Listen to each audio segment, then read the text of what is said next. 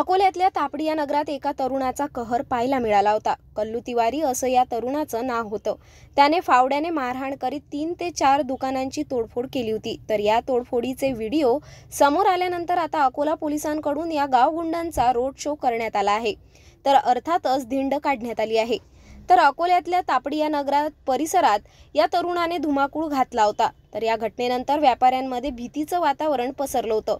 त्याच ठिकाणी पोलिसांकडून गुन्हेगारांवर वाचक निर्माण करण्यासाठी या कल्लू तिवारीची धिंड काढली असून कान पकडून माफी मागायलाही लावण्यात आली आहे। काल पोलीस स्टेशन रामदासपेठ हद्दीत मोहन भाजी भंडार म्हणजे तापडी नगर परिसरात येथील एक स्थानिक गुंड आहे वीरेंद्र उर्फ कल्लू तिवारी याने या ठिकाणी येऊन पैशासाठी खंडणीसाठी दुकानाची तोडफोड केली होती। त्याचप्रमाणे येथील काही पीडितांना मारलं सुद्धा होतं।